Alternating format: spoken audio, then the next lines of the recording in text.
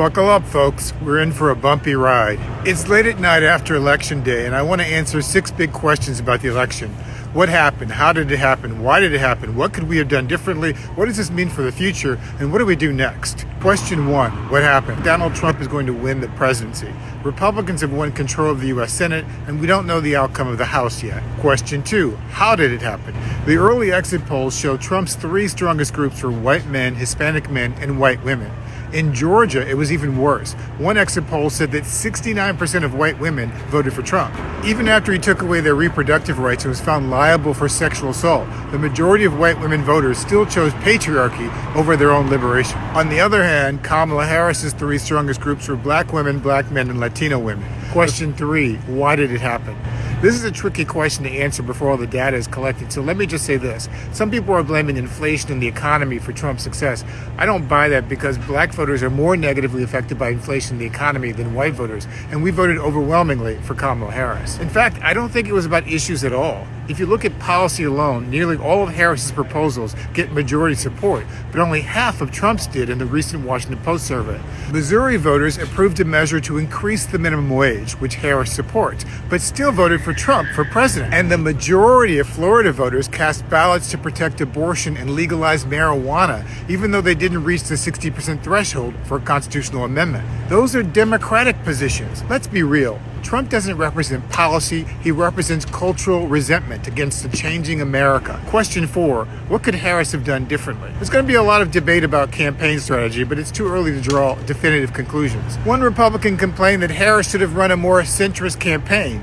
I disagree. I think she bent over backwards to accommodate centrists and Republicans. On the other hand, critics on the left argue that she should have run a more progressive campaign to motivate the base. And that's complicated too, because doing so would definitely have cost Democrats the Senate in those tough red states. But the truth is, I don't know that any of that matters. Harris had little more than 100 days to introduce herself to the public and mount a presidential campaign against a powerful white man who was a former president of the United States, bankrolled by the richest man in the world, Elon Musk. In spite of those obstacles, she raised $1 billion, drew huge crowds, and generated excitement in a race that was lifeless before she entered. Trump did everything wrong in his campaign, and it didn't matter to the majority of white voters. He got indicted 4 times, got convicted of 34 felonies, lost the debate to Kamala Harris decisively according to all the polls, couldn't articulate any more than concepts of a plan for health care after 10 years of running for president, flip-flopped repeatedly on abortion, refused to answer a basic question about the minimum wage, simulated a lewd sex act on stage, refused to apologize for a speaker at his rally attacking Puerto Ricans and Latinos,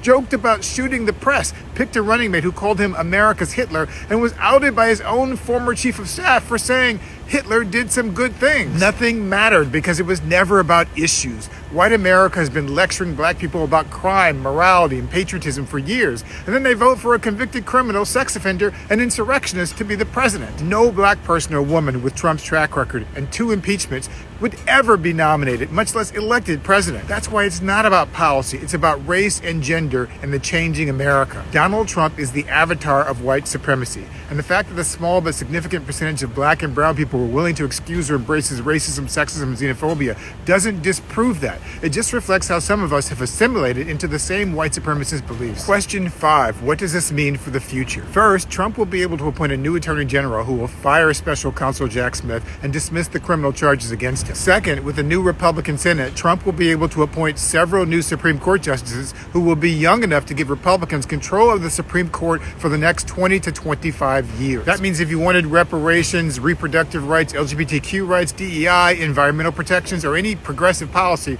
that won't happen in your lifetime, no matter who succeeds Trump in office, because the courts will strike it down. Third, Trump will be able to appoint vaccine denier RFK Jr. to head up women's health and vaccines. He'll cut taxes for billionaires, which is why rich people like Musk support him anyway. And he may be able to begin his promised mass deportation of immigrants. He also promised to abolish the Department of Education, bring back stop and frisk policing, and give law enforcement immunity from prosecution. So be ready for that too. Question 6. So what do we do next? Hakeem Jeffries will now become the leader of the opposition in Congress, and there is some good news in the results. Josh Stein defeated black Nazi Mark Robinson in North Carolina. Lisa Blunt Rochester and Angela Alsobrooks won Senate seats in Delaware and Maryland. These 2 black women in the U.S. Senate will give us new soldiers in the fight. But what happens next is up to us. A lot of people are hurting right now, and many more will be hurt in the years to come if Trump implements his policies. I recommend self-care. Do what you need to take care of yourself, and remember, you are part of a broader community. We have to be there for each other in these trying times. As I said in my final video before the election, this is not a sprint, it's a marathon. And no matter what happens in the days to come, I am clear and certain that we are on the right side of history. Don't give up. Live to fight another day.